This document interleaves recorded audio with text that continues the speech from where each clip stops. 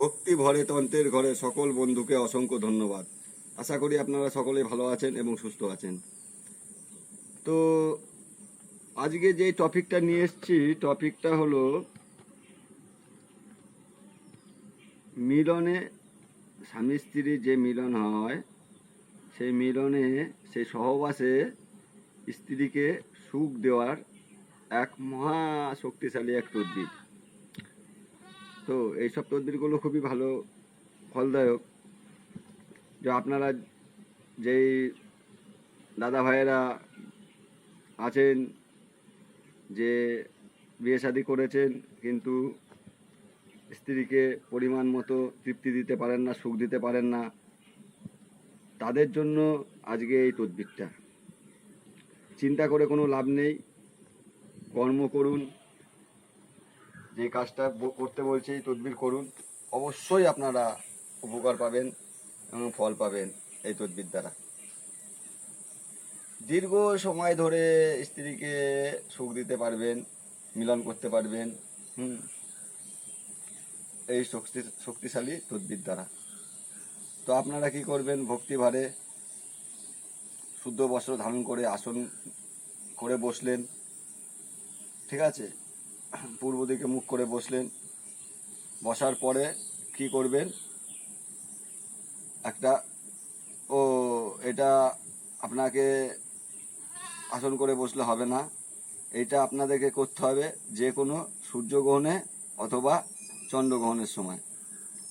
এটা কি করতে হবে, একটা নদী বা পুকুরের ভিতরে বসে, মানে দাঁড়িয়ে, মাজা জল হোক, যেটুকু জল হোক, হাঁটু জল হোক, মাজা জল হোক, সেইটুকু জলের ভিতরে নেমে এই তদবিরটা আপনাদেরকে অঙ্কন করতে হবে যে কোনো সূর্যগ্রহণ অথবা চন্দ্রগ্রহণের দিন। বোঝা গেল? তো আপনারা কি করবেন, সূর্যগ্রহণের দিন, চন্দ্রগ্রহণের দিন যে কোনো পুকুর বা নদীতে চলে গেলেন, একটা ভোজপত্র জাফরান কালার করে। যাওয়ার পরে কি করবেন, যে তদবিরটা দেখাবো ভিডিওর শেষে, ওই তদবিরটা হুবহু যেমন আছে অঙ্কন করবেন। অঙ্কন করে ওই হয়ে গেল, দিয়ে বাড়িতে এসে ওই তাবিজ বা কবচটা পিঠের কাছে বেঁধে রাখবেন। পিঠের কাছে, মাজার কাছে আসলেই, যত মাজার দিকে আসবে তত বীর্যপাতের সম্ভাবনা বেড়ে যাবে। মানে মাজার কাছে আসলেই বীর্যপাত হয়ে যাবে, বীর্যপাত হয়ে যাবে। আর যত পিঠের দিকে, উপরের দিকে যাবে বীর্য, ততক্ষণ না পড়বে, ধরে থাকবে, শরীরের ভিতরে থেকে যাবে, ঠিক আছে? তো আপনাদের যতক্ষণ কাম বাসনা মনে জাগ্রত থাকে ততক্ষণ আপনারা মানে মাজার উপরে পিঠের কাছে বেঁধে থাকবেন।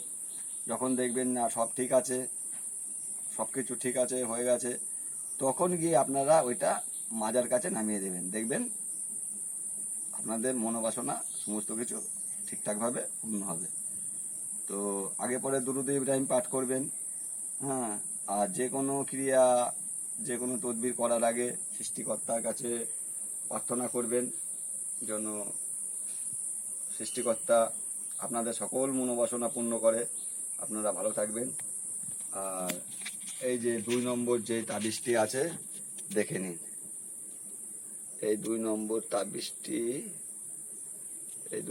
তাবিজটি আপনাদেরকে অঙ্কন করতে হবে, 2 নম্বরটা, ঠিক আছে? এই 2 নম্বরটা, উপরেরটা না, এই 2 নম্বর নিচেরটা, ঠিক আছে? এই তদবিরটা আপনাদের অঙ্কন করতে হবে। আশা করি বুঝতে পেরেছেন। ভালো থাকবেন।